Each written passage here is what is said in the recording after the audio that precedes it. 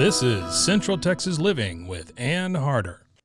Hello, everybody. Welcome to the podcast. Today we're going to talk practical ideas for folks who have had cancer surgery or other kind of medical treatments.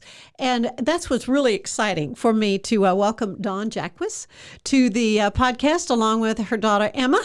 Good to have you guys here. I was not familiar with, this is a nonprofit called Hugs for Healing. Hugs for Healing.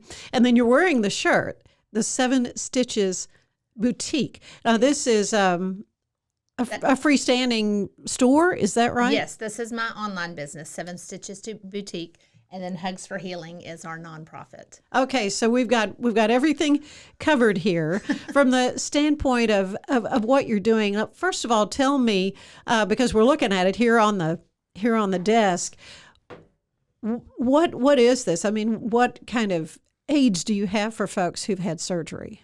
I make for 7 Stitches Boutique, that's where I started. I make post-surgical and cancer recovery comfort pillows. These two in particular are for the seatbelt, and they open up and attach to your seatbelt, and they go on the body side of your seatbelt if you've had a mastectomy or heart surgery or abdominal, because they go on the tummy too, abdominal surgery. And this is my original version, and then I tweaked it, and so I do still sell both versions, and this is my new version where it, every now and then someone will say, oh, it just kind of pokes me in the chin, and so I did some rounded corners. The rounded corners. Yes, and did just a little bit of a tweak. We wear them all the time, and we haven't had surgery, but they're just so comfortable. They're comfortable. Really, and it's something I had not thought about. My sister-in-law, though, had cancer surgery, and she got a gift bag. This is in St. Louis, and it had this thing for her seatbelt, and I thought, what a clever idea. So how did you go through something like this that know there was a need for this, or how did you come up with this idea? Well, when I started, I was actually making seatbelt travel pillows. That it's just a sleeping pillow that attaches to the seatbelt for kids. When you fall asleep. Yes, that you have, that is right there. You don't drop it when you fall asleep in the car. Yeah. And so that's what I was making. And I had started selling, I had taught myself how to sew, started making those and selling them on Etsy. And a customer had contacted me on Etsy and asked me, he said, I love your products. I'm looking for a pillow for my friend who's going through breast reconstruction. His name was Evan, the gentleman who contacted me. And he said, I love your pillows, but they're a little bulky for what we're thinking. And so he said, can you design something that would work for her? And so that's where this design came from. And the seams in it are just, it's because of the stuffing I use. It's to hold everything in place because I don't use the polyfill. I use a foam, and I didn't want it too thick, and so that's what I designed her, and she loved it. Well, then we got orders to South Korea. Oh, so really? I didn't sell them online for a while because shipping was so expensive. But within a month after I designed this for that gentleman's friend, my mom was diagnosed with ovarian cancer. Right. And so I designed, once I came back from Korea, my mom didn't have breast surgery. She had abdominal surgery, so it works on the belly too. But she had that chemo port all the time. Exactly. In her, Mm-hmm. and so you don't think about that. You don't. If you're not going through something like that. I designed this right for folks who just have the chemo port, and maybe they don't want something quite as bulky, as long. Mm-hmm. And so this is the port pal that I made for the chemo ports. And so it's just kind of blossomed from there that I'll have customers go, I like this. Do you think you could? So you kind of tweak your design as you go along? And I go and for what the need, you're meeting the need. I try to meet the needs of the people that ask. I have a chest pillow. I did bring a brochure. Mm-hmm. It's called My Surgery Sidekick, and it's for after heart surgery or... Right. You always see they have a pillow they hug, and if they have to cough or whatever. And I made it with seams, so it kind of wraps around you. Mm-hmm. And so I have that. I have kids sizing for all of most of my products, and then I have a plus size for larger people. Because most of the ones you see out there, they're fairly small. Right. And I'm not a really small person. I think I would want something Little at bit- least my size. There's a little bit lot of bigger. stuff for little people.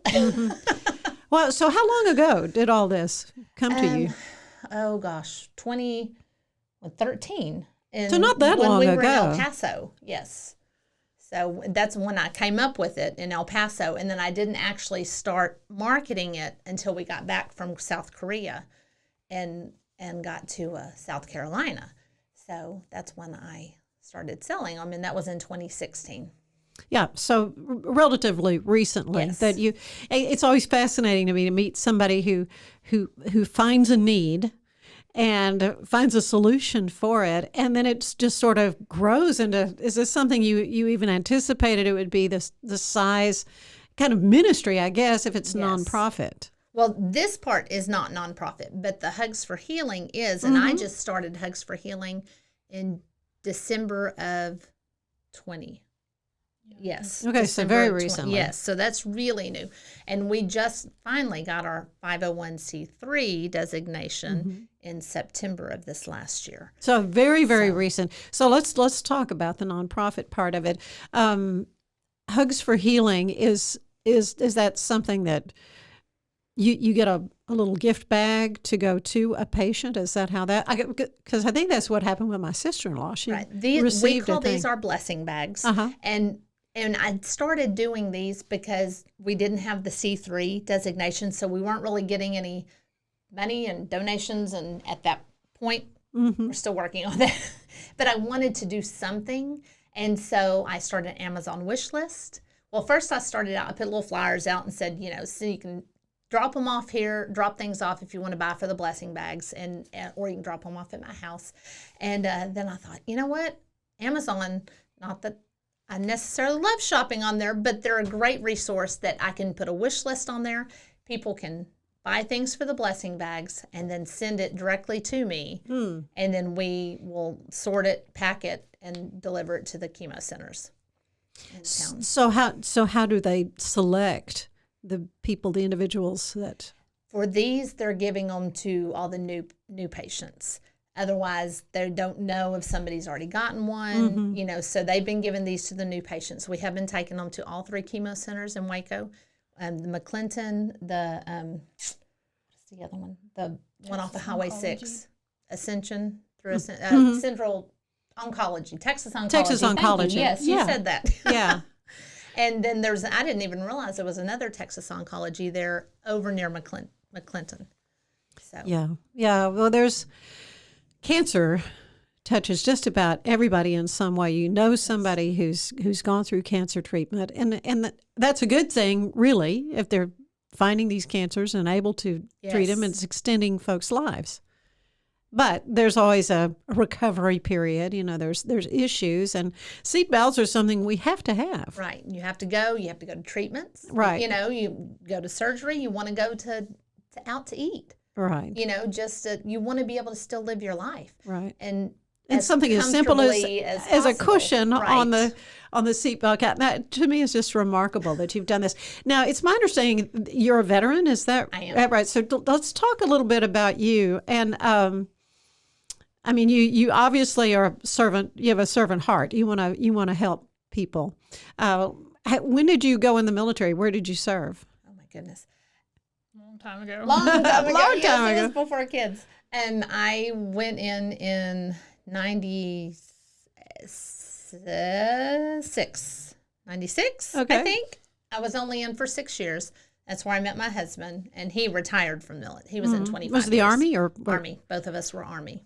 And so you mentioned some of the different moves that you'd made, and so And all those were through him. Now, we were stationed together in Hawaii. We Oh, had gotten married. tough duty there. He had gotten orders to Hawaii.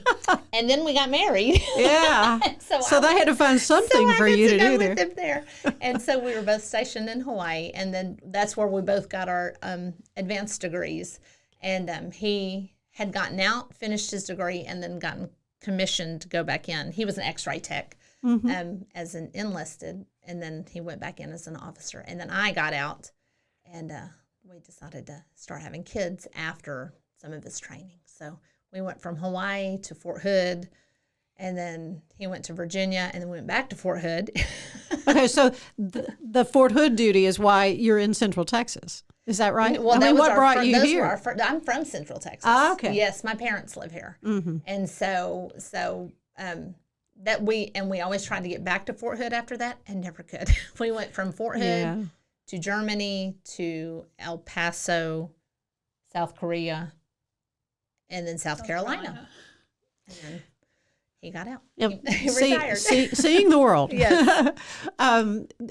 Well, it's exciting to me to be able to talk to somebody who's, served their country and is serving humanity in the way that you are. And you say, obviously this is a business for you because you're actually, are you the manufacturer too? I mean, and you're doing everything? I say we. She works with me. We make everything that comes out of our shop. Okay, so Emma, let's talk a little bit to you. So what do you do in assembling these? Are you cutting the fabric? What are you doing with all this? I kind of do a little bit of everything.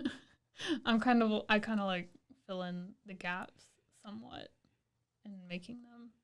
So your orders, they're all filled in online. Is that?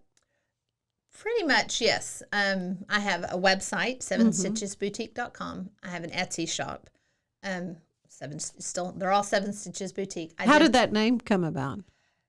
There's 7 in our family. And they're the stitches that hold me together. So I love it. I love it. So tell me about the rest of your family. Well, there's. Emma, are you the oldest of the kiddos? Yes, the oldest of 5. All right, very good. Yes. And then my husband, of course, he's retired military. And then there's Aaliyah. She's number 2, and she's what?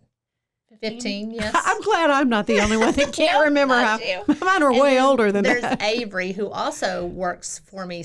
Well, all the kids do something for That's me. Great. In some It aspect. is a family business. Yes, but Avery and Emma are the ones that do the most. Eileen tries. She's 7, though. She's the youngest. And then, you just wait. Right. You see, Avery's 11. She's 11. Jace is 10. And he's the only boy. And then Eileen's 7.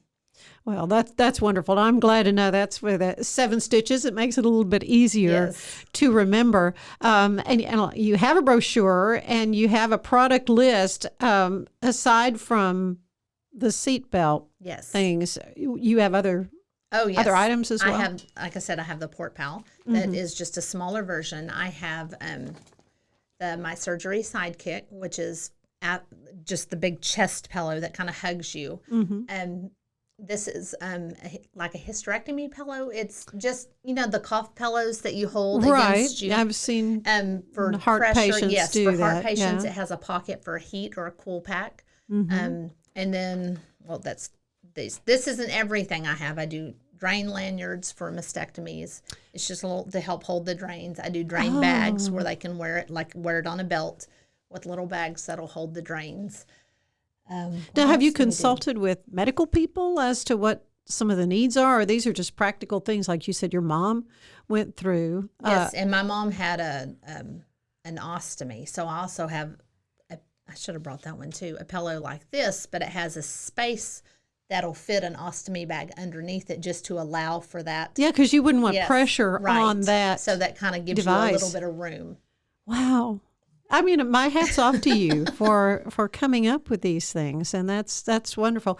Well, we're going to take a little break, and when we come back, we're going to learn a little bit more about you, Dawn. So stay with us.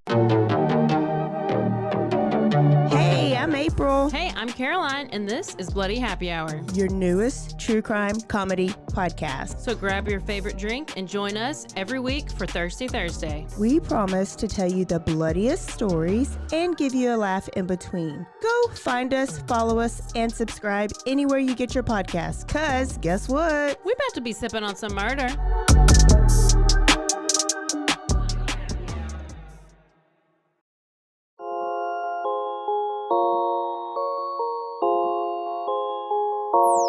F-Bomb.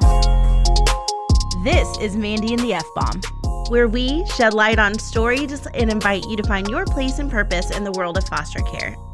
Through my involvement with families involved in foster care and being a foster mom myself, I've learned that it's the things that wreck us the most profoundly that can stitch us back together into the best, purpose-filled versions of ourselves. Tune in to Mandy and the F-Bomb. It's stories that invite you in to find your place and purpose in the world of foster care.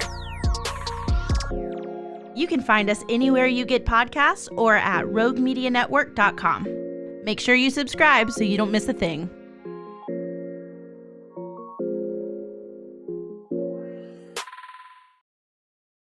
And we're back with Dawn and Emma Jacques, who have a wonderful idea for folks who are recovering from cancer surgeries or any other kind of medical procedures. They're comfort devices for your seatbelts, for whatever you need, because there's pain involved with that. But if you're going to go anywhere, you got to have a seatbelt. So, Dawn, this is 7 Stitches Boutique, is how. And you can just go online and find that. Yes. But you also have a nonprofit, Hugs for Healing, which I think is a wonderful. So how did you come up with that idea for your nonprofit? I have always donated to the cancer. I've donated the Port Pals to the cancer center since my mom went there. Mm-hmm. So, and we lost her, about 4 years ago? I'm sorry. And so I had been donating these, and I wanted to do more. I wanted to be able to give more. And so, we started the blessing bags. And I just thought, if I could, my ultimate goal, my dream is for these types of things to be provided for patients without all the cost going to the patients. If I could give them all away all the time, I would. Right. But that's not realistic. Necessarily realistic or feasible, Right. And so this was my other thought. And, if I could get donations in to help get this stuff out to people, then that could be a way to do it. Now, I do have one hospital in South Carolina who purchases for their cardiac ICU unit. Really? And they give them to their patients. Oh. Which I love, and that's my ultimate goal. I wish all hospitals would do that. To really? provide. I mean, I'm imagining, their logo on the fabric, and a little advertising. That would be neat. But I love that my logo's on the back. Yeah, your logo is important as well. But I can just see that as as something that maybe foundations, because these hospitals have that, and for grants. Well, it's and actually so their forth. foundation that purchases from me, and doing then they give them to their patients. Yeah. Well, it's wonderful. I'm just so happy that I had the chance to talk to you about this. So your hope bag, what else is in? I mean, there's lots of stuff We in there. do have lots of stuff.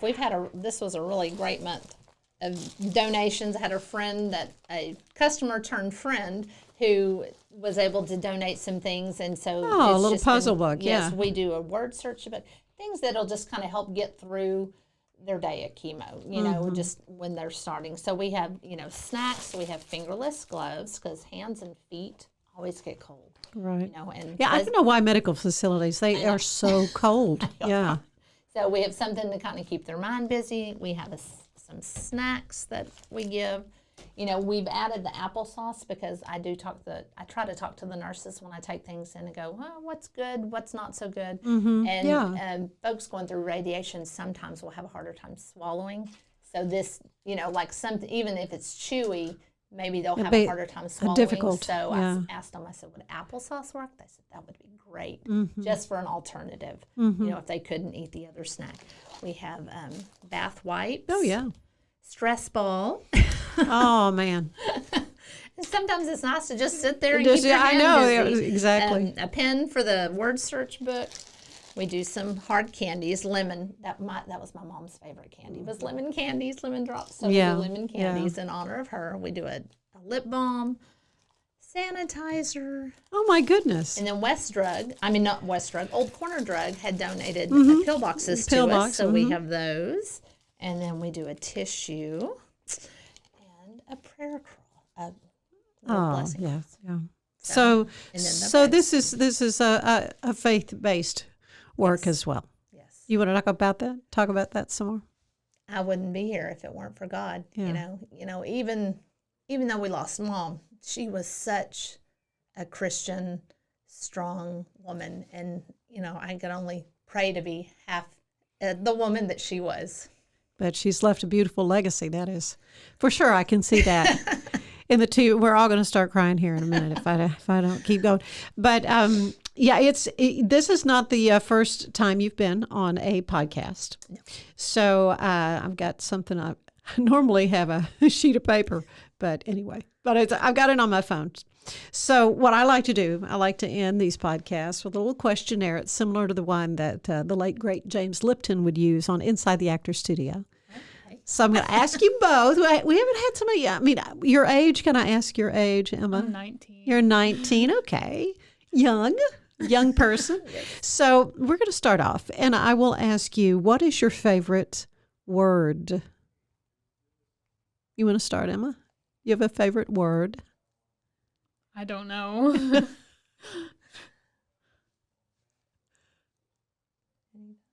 Cleo. Okay. You're all right. Well, that's good. That's good. Really strength. Strength. Yeah. Do you have a least favorite word? Can't. Yeah. I hear that a lot. Yeah. Really, from folks. Moist. You know what? I think I've heard that before That's a too. big one too. Yeah. All right. What turns you on creatively, emotionally, or spiritually?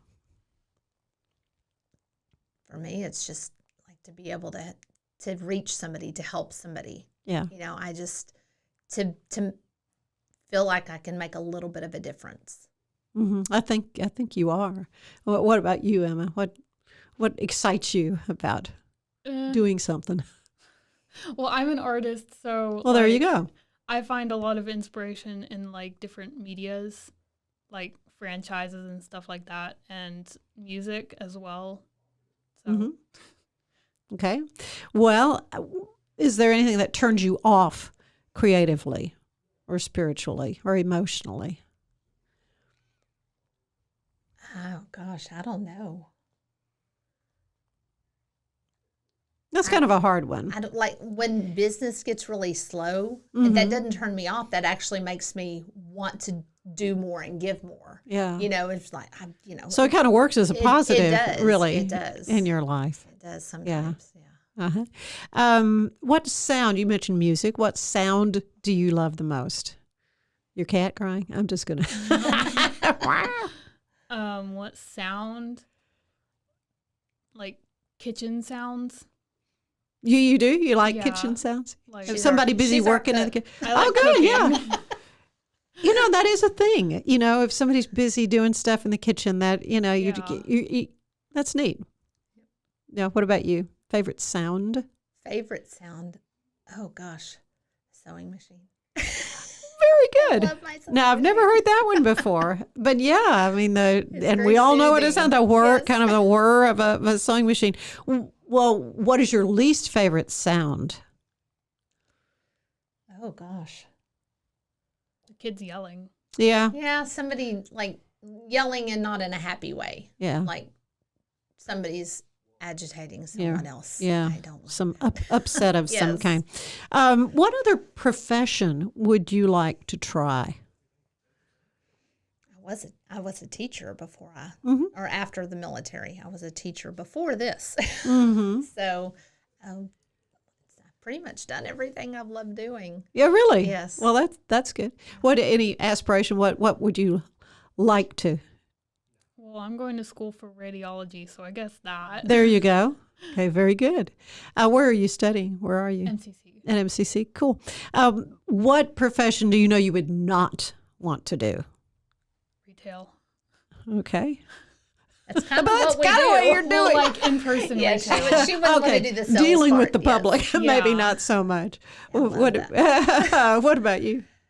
That I would not want to do. Yeah. Oh gosh. You know. And I've heard teaching is one of I them. love teaching. Not that they don't appreciate teachers, Right. but yeah, it's a No. calling. It's sort of I couldn't teach, I don't think, middle schoolers. yeah, I was a kindergarten teacher. yeah, So yeah. I love teaching. Precious, yeah. All right. Finally, what do you want to hear God say when you arrive at the pearly gates? We're so glad to see you. Yeah. Yeah. Maybe like acknowledging how much I love my family. Yeah. Love being the key. Well, you guys have been great, and I appreciate you so much, Dawn and Emma Jacques with 7 Stitches Boutique. And you can go online and find that where? 7stitchesboutique.com. And if you feel like you'd like to donate to a nonprofit that is doing a great thing in filling a unique niche of need for folks, and that would be Hugs for Healing. And so how can they get more on that? Hugsforhealing.org. Okay. Yes. Very good. Thank you both so much. It's been a delight. Thank you for having us. Thank you for having us. Central Texas Living is part of the Rogue Media Network family. Be sure to check out their other shows at roguemedianetwork.com. Please rate us 5 stars on iTunes and anywhere else you get your podcasts. Join us again soon for more Central Texas Living, the podcast. This has been a Rogue Media podcast.